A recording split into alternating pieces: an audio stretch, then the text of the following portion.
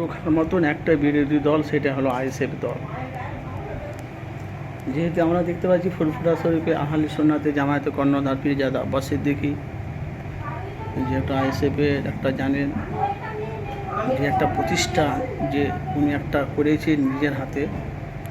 বাংলার লক্ষ লক্ষ মানুষ তারা নওশাদকে সাপোর্ট করে, নওশাদের পাশে দাঁড়ায়। যেখানে জলসা জুলুসাত করে হাজার হাজার মানুষ উপচে পড়া মানুষের ঢল নামে।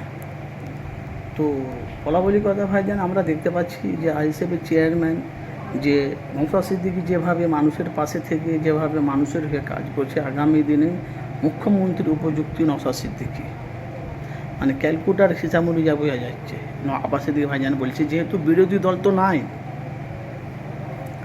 দেখেন 34 বছর বামপন সিপিএম রাজত্ব করেছে বাংলায়। সিপিএম বাংলা রাজত্ব করেছে, বামপন সিপিএম 34 বছর বাংলায় উন্নয়ন ছিল না, শিল্প ছিল না, কাজ ছিল না, চাকরি ছিল না, কিছুই ছিল না। লাল মাটির রাস্তা ছিল, কিছু কিছু মানুষেরা ঘর বাড়ি পেয়েছিল 40,000 টাকা, 35,000, 30,000, 25,000 ট্যাপ কল ছিল। ওটা সিপিএমে জামানাতে বাংলার মানুষ পরিবর্তন করার জন্য, বাংলা উন্নয়ন করার জন্য, পরিবর্তন করার জন্য বামপন সিপিএমকে মানুষ পরাজিত করে তৃণমূল দলটাকে নিয়ে এলো বাংলায়। তৃণমূল দলটাকে নিয়ে এখন দেখতে পাচ্ছি যে পশ্চিম বাংলাতে আনাচে কানাচে যে প্রত্যেকটা জায়গাতে আইএসএফের দল আপনারা জানেন মানুষের কাছে ঘরে ঘরে পৌঁছে গেছে। আর সে বাংলা দুর্নীতি দেখে বিজেপি, মানে দুর্নীতি দেখে বাংলাতে যেভাবে দুর্নীতি ছিল, যে দুর্নীতিকে মুক্ত করার জন্য বাংলার হিন্দু মুসলমান দলীয় আদিবাসী বিজেপিকে ভোট দিয়েছে। যিনি এখন যে শুভেন্দু অধিকারী তৃণমূলের দলে ছিল, সে শুভেন্দু এখন মুখ্যমন্ত্রী। তো বাংলার আনাচে কানাচে যারা যারা, মানে প্রত্যেকটা মানুষের কথা বলছি, মানে তৃণমূল পরাজিত হলো, বাম মানে বিজেপির মানে রাজত্ব হাতে এলো।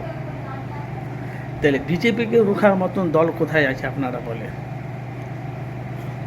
বিজেপিকে রুখার মতন দল নেই, দল একটাই, সেটা হলো নওশাদ সিদ্দিকী।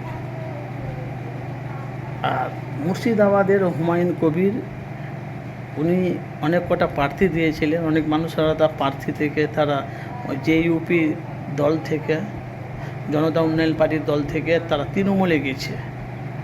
কী করবে, উনি একাই দুটো জায়গায় লড়েছে, হুমায়ুন কবির একাই। তো দুটো জায়গাতেই জয়ী হয়েছে। মানে নওশাদ সিদ্দিকী 5 বছরে যতটা না করেছে, হুমায়ুন কবির 3 মাসে করে দেখিয়ে দিয়েছে দুটো। মানে নওশাদ সিদ্দিকী ভাঙরই পেয়েছে। এখন বিরোধী দল হলো একটাই, সেটা হলো নওশাদ সিদ্দিকী। আব্বাস সিদ্দিকী ক্যালকুলেটর অনুযায়ী বলছে আগামী দিনে নওশাদ সিদ্দিকী মুখ্যমন্ত্রী হওয়া উপযুক্ত। বাংলার মানুষ যদি একতা হয়, বাংলার মানুষ যদি একতা হয়, বাংলার মানুষ যদি এক জায়গায় হয়ে যদি লড়ে, আগামী দিনে 2031-এ মুখ্যমন্ত্রী নওশাদ নিশ্চিন্ত। আবার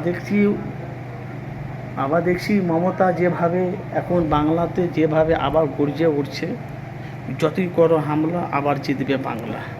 আবার সবাই বলছে মুখ্যমন্ত্রী মমতা ব্যানার্জি যেভাবে ভোটটাকে যেভাবে খাটছিরান করেছে, এখন দেখছি আবার নতুন করে বলে ভোট হবে, তদন্ত চলবে সিবিআই দিয়ে। তো যাই হোক, আপনাদের মতামত জানি না আপনারা কে কোথা থেকে দেখছেন, অবশ্যই আপনাদের মতামত জানাবেন। বিজেপিকে রোখার মতন একটাই দল হলো নওশাদ সিদ্দিকী। আর আইএসএফের দলটাকে এমনিতে বাংলার মানুষ ভয় পাচ্ছে, বামপন্থী সিপিএমকে আর আইএসএফকে, বিজেপি সরকার। আপনাদের মতামত অবশ্যই জানাবেন।